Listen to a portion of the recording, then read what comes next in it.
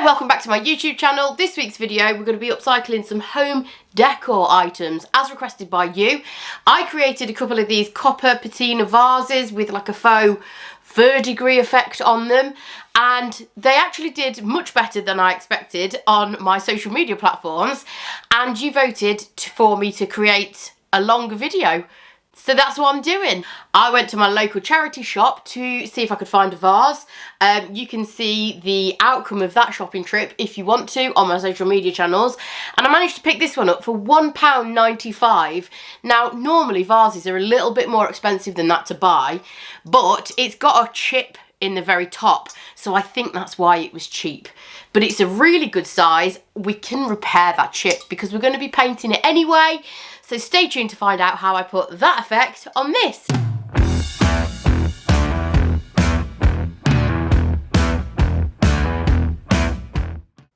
As always, we're going to start with some prep work. Obviously, we took the price label off. We do not want to be painting over the top of that.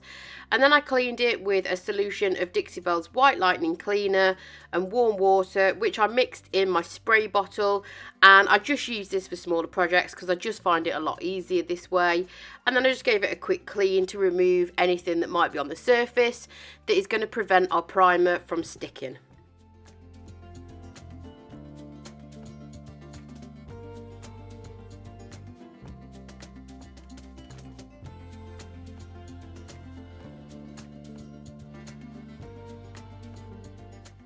Once it was clean, I just rinsed off the cleaning product with some water and a clean cloth.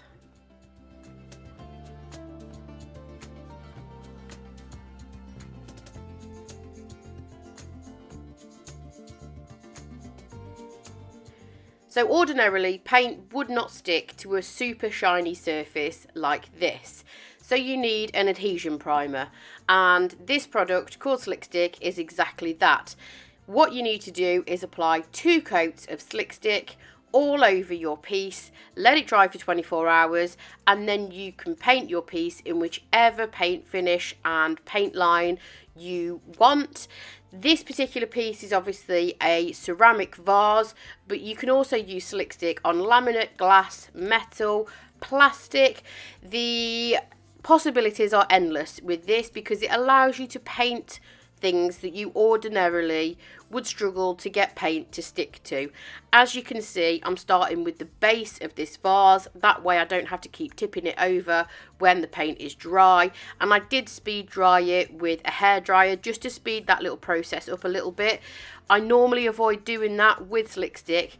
So if you are doing it, just be aware that you need to go carefully with a hairdryer and ensure that you don't concentrate the heat in one particular area because you can cause the primer to bubble.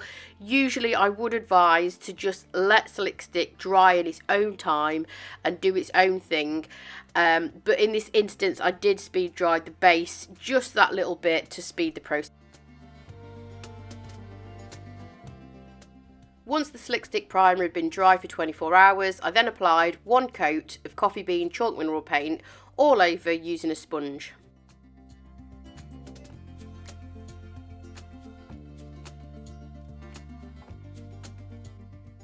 And then going back to the chip at the very beginning of the video, I just repaired that with a little bit of Dixie mud in brown.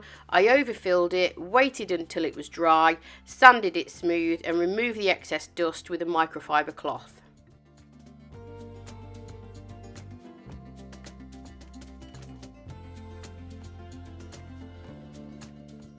So on my paper plates I have got 2 colours of metallic paint from the Patina range at Dixie Belle. One's bronze and one is copper. I used a combination of both of these and stippled it all over for full coverage.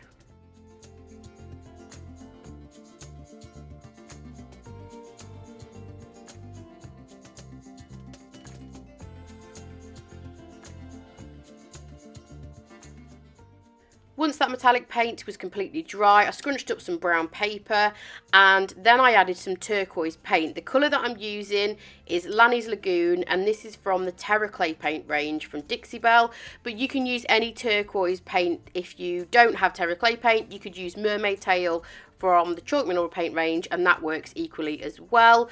And then I dabbed some onto the paper and just started dabbing it over the vase to create that kind of verdigris effect.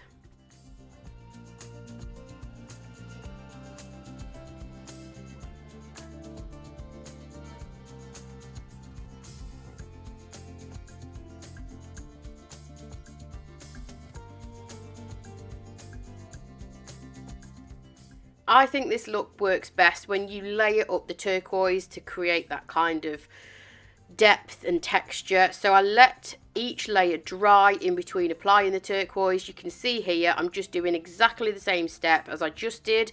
The turquoise on the vase has dried already, so I'm just going back in with a second layer of turquoise and just building up the coverage in the area that I want it.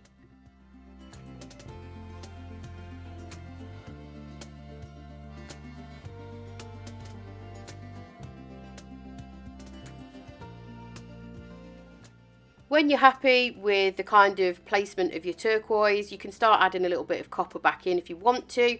I went a little bit kind of heavy-handed with the turquoise in areas, and you can see it's kind of splodged up the neck a little bit. So I just started to pull the copper back through and added that back in exactly the same technique with the scrunched up paper.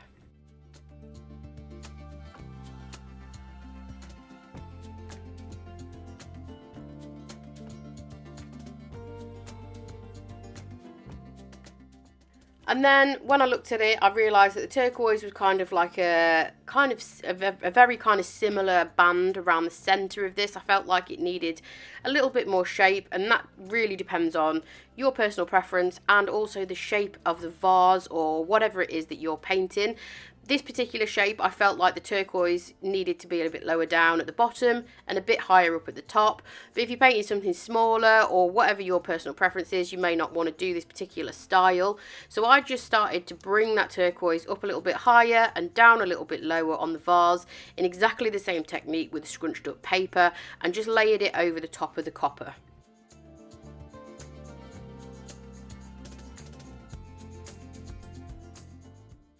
And then, you guessed it, a little bit more layering. So this is the final bit that I just put on, and as you can see, the piece of paper that I'm applying my paint with is getting a little bit smaller, and that's just going to allow me to be more precise in the placement of the paint. So I'm just adding this copper back in as a final touch to make sure that there's a nice contrast between the two colours.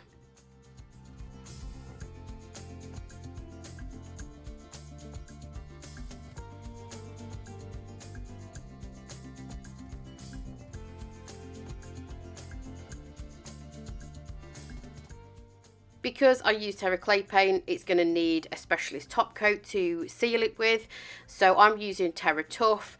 But if you haven't used Terra Clay Paint, if you've used chalk mineral paint, then you can just seal this in any way that you prefer, either with a water-based top coat or you can seal it with wax.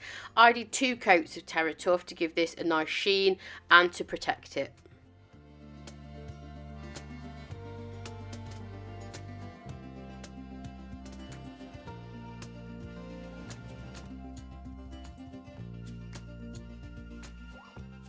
For the final step, I'm just going to pick out a little bit of that texture that I've created with some Best Dang wax in black. Obviously you need to wait until your top coat is completely dry to do this step, and I'm just adding it all over with a brush, and as you can see I'm alternating the direction in which this is going because I want it to sit in all the texture and all the kind of grooves that I've created with the layers that I've built up.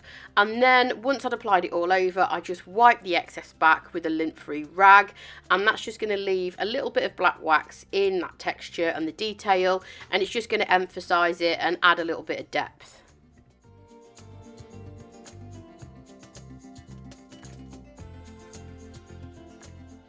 As always, I'll show you a few close-ups. Hopefully you can see that kind of layering process here in the first close-up and all the kind of texture. I've tried to catch the light of the metallic paint as well.